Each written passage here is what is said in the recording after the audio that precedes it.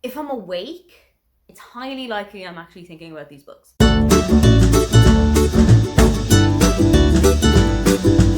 Hi, welcome, come on in. My name is Aoife, and today I am taking you through my Roman Empire books. For ages, all you could hear about on the internet was people asking you to ask your boyfriend, or ask your dad, or ask your husband, or any male figure in your life how often it was that they thought about their own empire. Did they think about it daily? Was it an hourly thing? Did it ever cross their minds at all? And then it turned out that you can make anything your Roman Empire. But for me, my Roman Empire is all of these books I'm about to tell you about. First one on the list is Candy by Kevin Brooks. I haven't spoken about this one in a long time, but that does not mean that I don't think about it. Candy is a book following Joe, who is about 15 years old, and when he's coming back from a doctor's appointment one evening, he meets with a young girl called Candy, and he is instantly smitten with her. Turns out, however, that Candy's personal life is a little bit more traumatic than Joe was expecting it to be. Candy is also a teenager. I think she's about 14 or 15 as well. And she is a teenage prostitute, and she is addicted to heroin, and she is basically kept under the thumb of her pimp for the entirety of this book.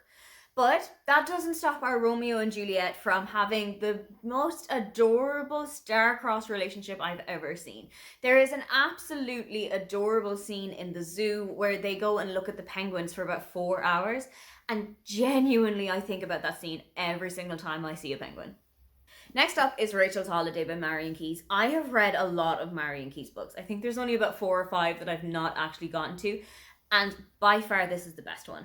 This one follows the titular Rachel, who is living in New York and is pretty much living the high life.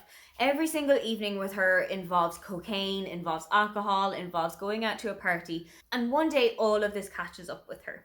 She leaves a note for people, which she didn't intend to be seen as dramatic as it was, but her parents have flown over to New York because her housemates find it and are incredibly worried about Rachel's situation. Rachel is sent by her parents to the cloisters, which she thinks is going to be 6 weeks of spa therapy, of massages every single morning, and of having her nails painted every single week. Instead, the cloisters is a rehabilitation center. Rachel has been sent here to basically face her demons head on and to try and bring her life back to normal. Something that I absolutely love about this book is reading the group therapy sessions that Rachel goes to every single day while she's here, and meeting the other people that are in her group as well, and finding out what is happening behind closed doors when one of them walks in and Rachel thinks there's absolutely no way that you could be here. There's nothing going on with your life. You have the picture perfect lifestyle that all of us want. And then it turns out that this woman is a huge shoplifter. She has got serious issues with kleptomania, and she's really trying to get that under the thumb. I absolutely love this book. I've read it twice. It is quite chunky. It's about 500 to 600 pages. And I reread it back in 2023 to get ready for Again Rachel, which came out in April of last year. And I absolutely adored it. It's one of my favorite books of all time, and it is definitely my favorite Marion Keyes book. Next up is a book that I read entirely in one sitting, and that is The Appeal by Janice Hallett.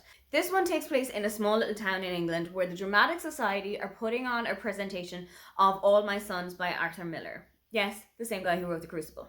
However, tragedy rocks the small town when it is discovered that the granddaughter of the director of the play has been struck with cancer. There is a huge raffle and a huge community involvement to get as much money together as possible to give Poppy the best treatment and to give her the best chance of life again. However, you're following with 2 law students who have been given documentation of everything that has happened from the announcement of the play and from Poppy's diagnosis, because somebody has ended up murdered in this village. At the beginning of this book, you do not know who has been killed, you don't know why they have been killed, and you don't know who has done it. But your job is to follow along with Charlotte and Femi and to find out everything that is needed to know to solve this case. I picked this book up one evening after work and I thought, you know what, I'll get to maybe 100 pages and then I will go out and I will go get dinner and I'll start cooking and maybe I'll come back to it or I'll watch something on TV. I did not leave my chair until 1 o'clock in the morning. I was spellbound by this book. It's told in such an interesting way. It is told in email correspondence and letters and text messages. And it's so intriguing to see everything trying to be covered up or things that have come to light that really should have been hidden. I was absolutely enamored by this book. Janice Hallett has got another couple of books out, and there is also a Christmas novella of this book that I cannot wait to get my hands on for December this year. A children's book that simply will not leave my mind alone is Under the Hawthorn Tree by Marita Colin McKenna. It is a trilogy and it follows three young children, Eiley, Michael and Peggy, who are 10, 7 and 5 at the beginning of the potato famine in Ireland around 1845, which lasted up until 1849. These three children have lost both their mother and their father and their younger sister Bridget to the famine as a result of disease, as a result of hunger, and their only chance of survival, if they want to avoid the workhouse, which is rampant with poor conditions and disease and hunger, is to go off to a distant village named Castle Taggart in search of two aunts of their mother. In the first book, you are following the three children on their pilgrimage from their hometown to Castle Taggart, and you're watching all of the horror and all of the dangers that they face while they are on the road. However, the second book features Peggy moving away to New York, what happened on the coffin ships that took people from Ireland to the USA, and also Peggy trying to build a new life for herself while she's there. I absolutely love this series, and it's definitely one that I would recommend to children who are around 10 or 12 years old and who want to kind of start learning a little bit more about Irish history, about Irish social history, about the Irish diaspora and why it is so big across the entire world. This is definitely a good way to start. Another children's book that I cannot get my mind off is Matilda by Roald Dahl. This was the first book that I ever read cover to cover with chapters all on my own. I had read a couple of other books with my dad, I'd read a couple of other books with my parents before I was going to bed or some evenings after dinner, but this was the one that I sat down and read it from cover to cover all by myself. I think when I first read Matilda, I was around 6 or 7 years old, so I was just getting to the stage of life where you can kind of start to read bigger books, but it has left a huge impact on me ever since. I really associate with Matilda, who was a little bit of a loner at times, who was really bright, who was really into books and into learning and into reading. Matilda and I were very firm friends when I was younger. I also chose Matilda to be the first book that I would read in German when I was trying to see just how my language skills go. I wanted to know if I could actually understand German well enough to read a book from cover to cover. And I'll let you figure out how I did. A book for young adult readers that I genuinely can't stop thinking about is Asking for It by Louise O'Neill. Louise is a really powerful writer, and a lot of her stories have got to do with the ideas of feminism and of women's place in the world. This book follows Emma, who is 17 and living in a small village in Ireland. She's incredibly popular, but she's also not particularly well liked. One night, after their local sports team has won a championship game, Emma goes to a party at the house of one of the players on the team and ends up being raped by one of the people on the team. What follows all of this is a whole host of he said versus she said versus he did versus she did, and victim blaming and victim shaming, and basically a look at the pedestal that we put sports players and any kind of athletes on, and how we kind of godify them and think that there is nothing that they could do wrong in the world. I was so spellbound by this book. I still think about it from time to time, and I've even gone to the stage adaptation of this, which I went to see in around 2018, 2019 with a couple of friends, and I'm never ever going to forget what happened at the end of it when the show was over and the lights went black and there was a silence for about 10 or 15 seconds where people just took in what had happened, what was being shown in front of them, and then exploded into applause. It was such a powerful moment to have been part of, and I'm so glad that I went to see it, but it was also a really, really heavy experience. Bringing up the vibe ever so slightly, not just a book that I can't stop thinking about, but an entire series, is the Brown Sister Trilogy by Talia Hibbert. This was my introduction to Talia's writing, and I am so glad that it was. I read a couple of other books of hers, and I think this is the one that I've gotten on the best with so far.